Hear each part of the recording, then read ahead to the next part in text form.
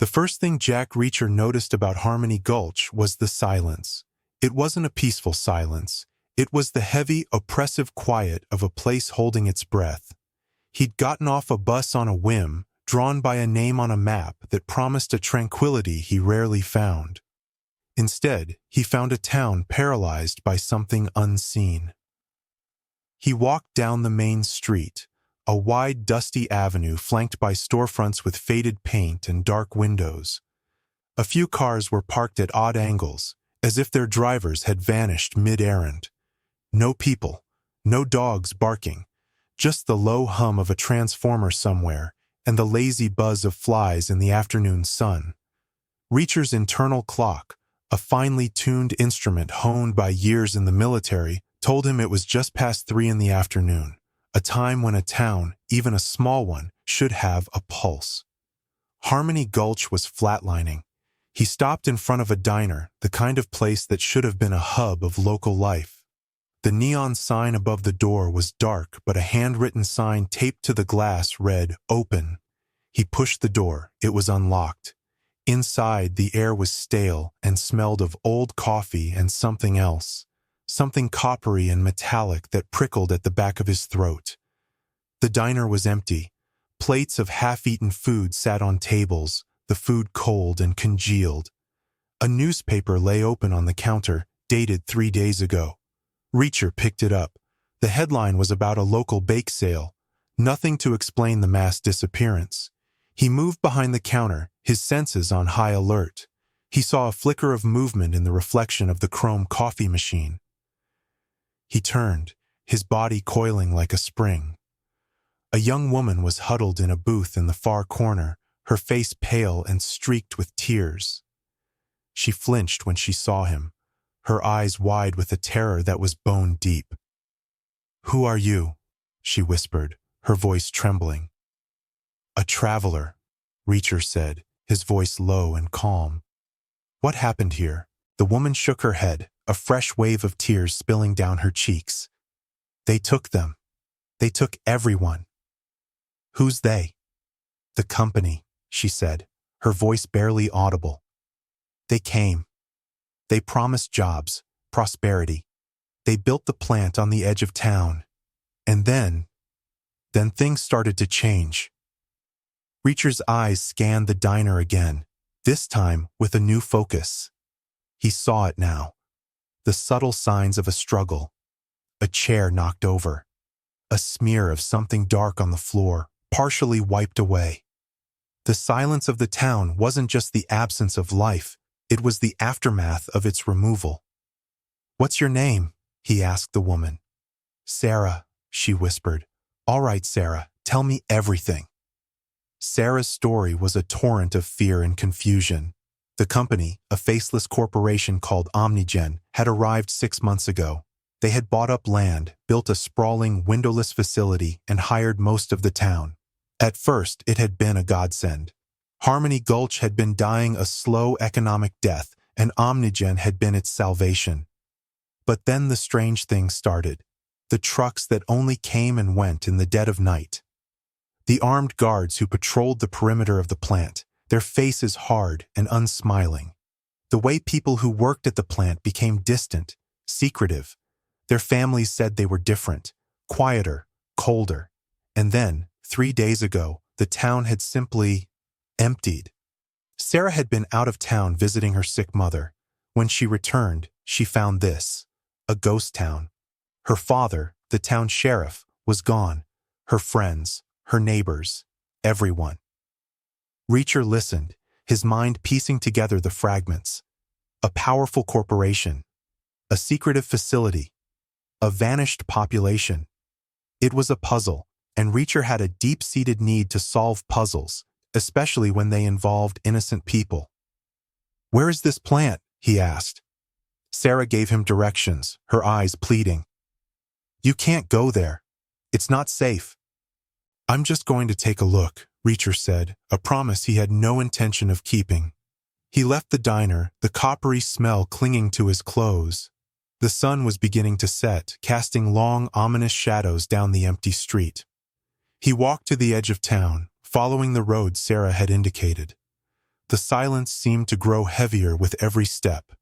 The Omnigen facility was a brutalist monstrosity of concrete and steel, surrounded by a high, electrified fence. The only entrance was a massive gate, manned by 2 guards in black tactical gear, armed with assault rifles. Reacher watched from a distance, hidden in a thicket of trees. He saw the trucks Sarah had mentioned, huge, unmarked 18-wheelers, rolling in and out of the gate. They moved with a chilling efficiency, their headlights cutting through the deepening dusk. He needed to get inside. But a frontal assault was out of the question. He was one man against a private army. He needed a different approach. He was patient. He watched. He learned. For 2 days, Reacher observed the plant. He memorized the guard rotations, the delivery schedules, the patterns of movement. He ate wild berries and drank from a stream, his body and mind focused on the task at hand. He was a ghost, a predator in the shadows, and Omnigen was his prey. On the 3rd night, he made his move. He had noticed a flaw in their security. A section of the fence near a dense patch of woods was briefly out of sight of the watchtowers during the guard shift change. It was a small window, but it was all he needed. He moved through the woods with a silence that defied his size. He reached the fence, the hum of electricity a low thrum in the air. He had fashioned a crude but effective tool from a fallen branch and a length of wire he had scavenged from an abandoned car. With a flick of his wrist, he shorted out a section of the fence, the resulting shower of sparks and a brief power surge going unnoticed in the vast complex. He was over the fence in seconds, a dark shape melting into the shadows of the facility. The air inside the compound was thick with the smell of chemicals and something else. Something organic and faintly sweet, like rotting fruit. He moved between buildings, a labyrinth of concrete and steel, his senses on a razor's edge. He could hear the low thrum of machinery, the distant shout of a guard, the crunch of his own boots on the gravel. He found a ventilation shaft, its cover held in place by 4 simple bolts. He had no tools, but his hands were tools enough. He applied pressure, his knuckles white, until the metal groaned and the bolts sheared. He slipped inside, into the dark metallic guts of the Omnigen facility. The ventilation system was a maze of tunnels, some large enough to crawl through, others barely wide enough for his shoulders. He moved by touch and sound, following the flow of air, an unseen current pulling him deeper into the heart of the complex. The chemical smell grew stronger, and the low hum of machinery intensified into a deafening roar. He found a grate that looked down into a massive, brightly lit chamber. What he saw made his blood run cold.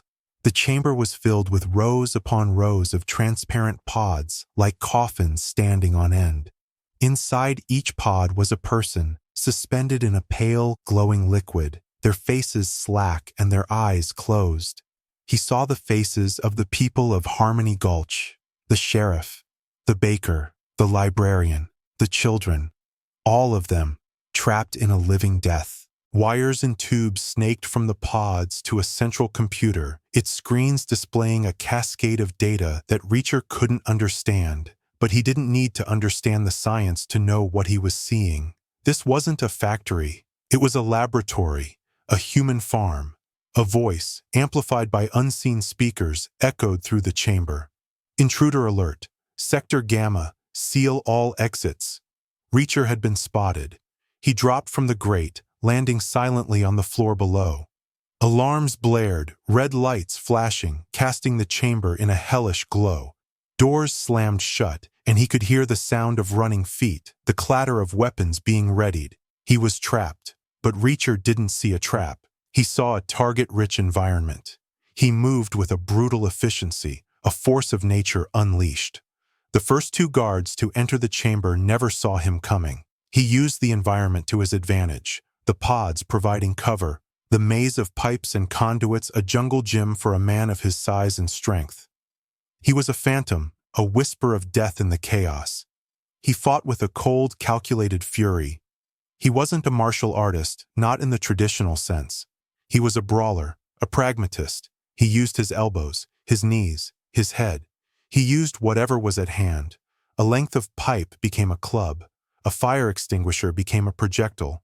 He was a one-man army, and he was taking the fight to them. He made his way towards the control room, the nerve center of the operation. He knew that was the key. He had to shut it down, to free the people of Harmony Gulch. He fought his way through corridors and labs, leaving a trail of broken bodies in his wake.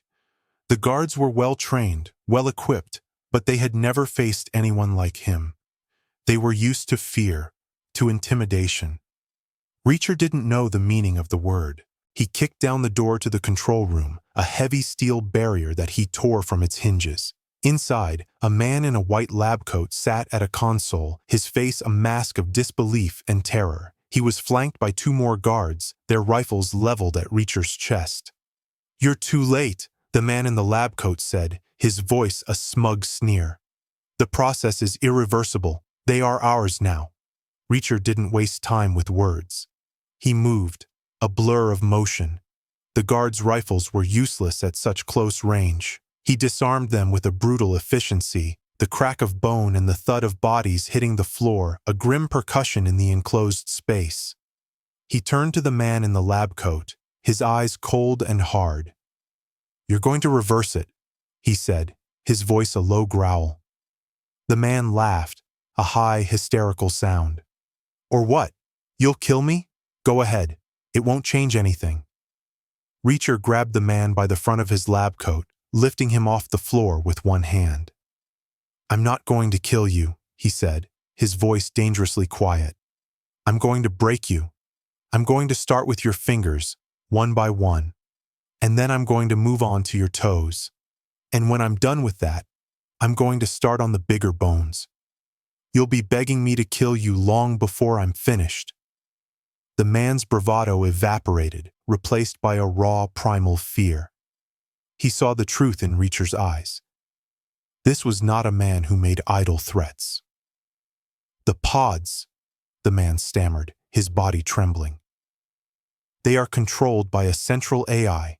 It manages the stasis fluid, the nutrient feeds, the neural dampeners. I can't just shut it down. It would kill them." "Then you'll find a way to wake them up," Reacher said, his grip tightening. The man, whose name was Dr. Eris Thorne, was the architect of this nightmare. He explained, in a voice laced with a mixture of pride and terror, the purpose of Omnigen. They weren't a company. They were a research organization, a shadow group funded by a consortium of powerful, anonymous figures. Their goal was to unlock the secrets of human consciousness, to create a hive mind, a collective intelligence that could be controlled and manipulated. The people of Harmony Gulch were their first large-scale experiment. "You're insane," Reacher said, the words a simple statement of fact. "We are pioneers," Thorne corrected him, a fanatic gleam in his eyes. "We are on the verge of a new era of human evolution." Reacher had heard enough. He dragged Thorne to the control panel, a complex array of screens and buttons. "Show me," he commanded. Thorne, his hands shaking, began to type, his fingers flying across the keyboard. He explained the process, the delicate balance of chemicals and electrical impulses that kept the townspeople in their suspended state. A single mistake, a miscalculation, and their minds would be wiped clean, leaving them empty shells. As Thorne worked, the facility's security forces regrouped. They were coming for him, a wave of heavily armed men, their faces grim and determined.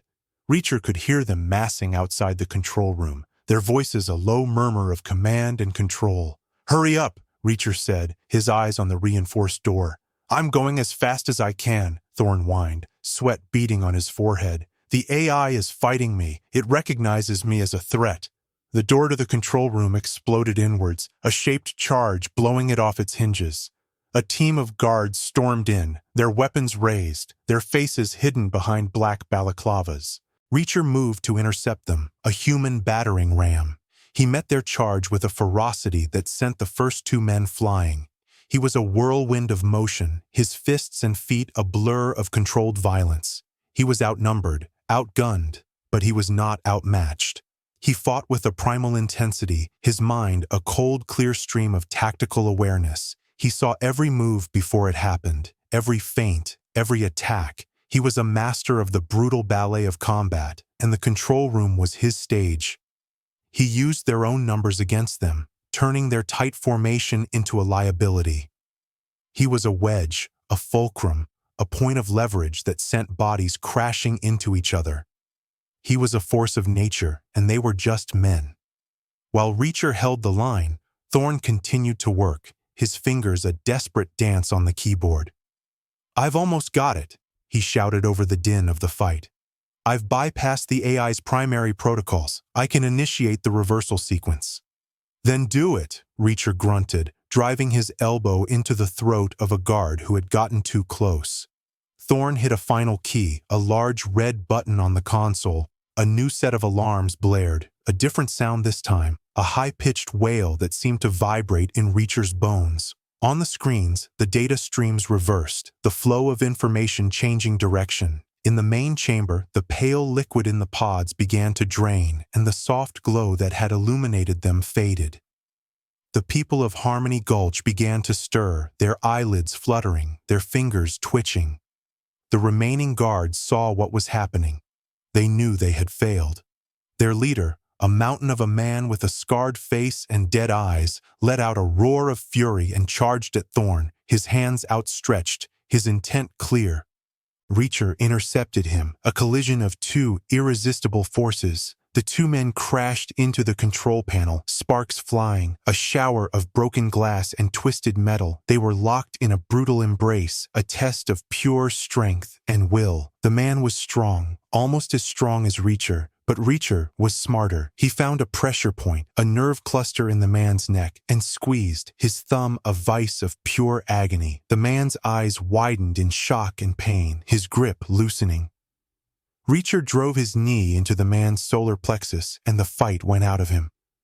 Reacher stood over the fallen man, his chest heaving, his body a canvas of bruises and cuts. He looked at Thorne, who was cowering in a corner, his face a mask of abject terror. "It's done," Thorne whimpered. "They're waking up." Reacher walked over to the shattered window that looked out over the main chamber. The people of Harmony Gulch were emerging from their pods, their movements slow and unsteady, their eyes blinking in the harsh light. They looked confused, disoriented, but they were alive, and they were free. He turned back to Thorne. "You're coming with me," he said. "You're going to answer for what you've done." He dragged the terrified scientist out of the control room, through the corridors of the facility, now strangely silent. The remaining guards had fled, their mission a catastrophic failure. He led Thorne to the main gate, where the first of the newly awakened townspeople were beginning to gather, their faces a mixture of confusion and dawning horror as they realized what had been done to them. The sheriff, a man with a weathered face and a steely gaze, was among them. He saw Reacher and the terrified scientist he was holding by the collar. "What happened?" the sheriff asked, his voice rough. "He can tell you," Reacher said, shoving Thorne towards him. "He's all yours." Reacher didn't stay to see what happened next. He didn't want their thanks, their gratitude. He had done what he had come to do. He had restored the balance. He had righted a wrong. That was all that mattered. He walked away from the Omnigen facility, away from the town of Harmony Gulch, the first rays of dawn breaking over the horizon. He didn't look back. He never looked back. He was a ghost. A drifter, a man with no destination and no home. And he was already thinking about the next town, the next bus, the next stretch of open road. The world was full of shadows, and Jack Reacher was the man who walked among them, a silent guardian, a relentless force for a justice that was his and his alone. He had a bus to catch,